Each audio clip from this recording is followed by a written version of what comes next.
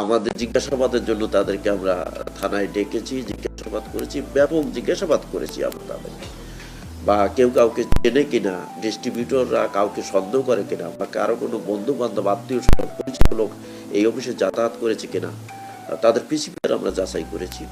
তো আমরা যেহেতু কোনো তাদের সংশ্লিষ্টতা বা যাদেরকে আমরা জিজ্ঞেস করেছি, যাদের গ্রেপ্তার করে যারা এই ঘটনা জড়িত, তাদের জিজ্ঞাসাবাদেও কোনো যেহেতু আমরা সংশ্লিষ্টতা তাদের কোনো ইনভলভমেন্টের কোনো এভিডেন্স এখন পর্যন্ত আমাদের হাতে আসেনি। তো আমরা মামলাটা তদন্তদিন আমরা আমরা মনে করি কেউ যদি যেই জড়িত থাকে এটাতে প্রত্যেকের নাম চলে আসবে, এবং আমরা মনে করি ভবিষ্যতে হয়তো আরও টাকাও উদ্ধার হতে পারে।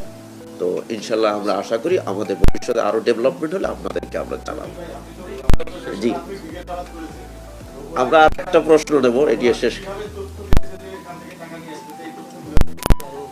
এইটা হচ্ছে যে জিজ্ঞাসাবাদ করে জানা যাবে। দ্বিতীয় কথা হলো যে অনেক সোর্স অনেক সময় কাজ করে, আবার এটাও শতভাগ বলা যাবে না যে এখানে কোনো লোক তথ্য লিক করেনি। তো যেহেতু এখন পর্যন্ত আমাদের কাছে কোনো ভ্যালিড এভিডেন্স আসেনি, বা যাদেরকে জিজ্ঞাসাবাদ করেছি যারা আসামি, যারা 5 জন এই ঘটনা ডাকাতির ঘটনা জড়িত, তারাও কেউ এখন পর্যন্ত বলেনি যে তাদের অফিসের কোনো লোক এটার সাথে জড়িত বা কোনো তথ্য দিয়েছে। তো ভবিষ্যতে এই সম্পর্কে জানতে পারলে আমরা যার বিরুদ্ধেই